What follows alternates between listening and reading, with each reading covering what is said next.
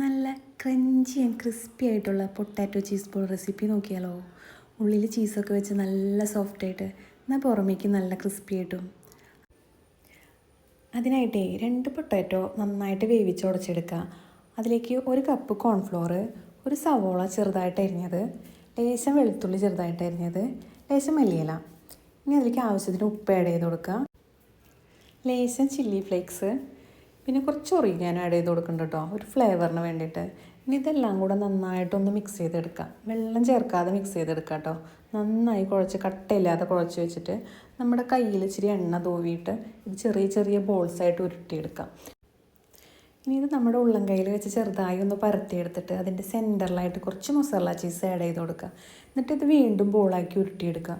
ഇപ്പം നമ്മുടെ ബോൾസൊക്കെ റെഡി ആയിട്ടുണ്ട്. ഇനി കുറച്ച് കോൺഫ്ലവറിൽ ലേശം വെള്ളം ഒഴിച്ചൊന്ന് മിക്സ് ആക്കി എടുക്കുക. എന്നിട്ട് അതിലേക്ക് ഓരോ ബോൾസും ഡിപ്പ് ചെയ്തിട്ട് ബ്രെഡ് ക്രംസിലിട്ട് ഒന്ന് കോട്ട് ചെയ്തെടുക്കുക. നമ്മളെല്ലാ ബോൾസും അങ്ങനെ കോട്ട് ചെയ്തെടുത്തിട്ടുണ്ട്. ഇനി എണ്ണ ചൂടാവുമ്പോൾ ഓരോന്നായിട്ട് അതിലേക്ക് ഇട്ടിട്ട് ഒരു മീഡിയം ഫ്ലെയിമിൽ വെച്ചിട്ട് വറുത്തെടുക്കുക. അപ്പം നമ്മുടെ പൊട്ടാറ്റോ ചീസ് ബോൾ ഇവിടെ റെഡി ആയിട്ടുണ്ട്. ഇത് നമുക്ക് ഈവനിങ് സ്നാക്സൊക്കെ ആയിട്ട് ടൊമാറ്റോ കെച്ചപ്പിൻ്റെ കൂടെ കഴിക്കാനായിട്ട് നല്ല അടിപൊളി ആയിട്ടാട്ടോ, നല്ല ടേസ്റ്റാണ്. അപ്പോൾ എല്ലാവരും ഒന്ന് ട്രൈ ചെയ്ത് നോക്കണേ. വീഡിയോ ഇഷ്ടമായെങ്കിൽ സബ്സ്ക്രൈബ് ചെയ്യാൻ മറക്കല്ലേ.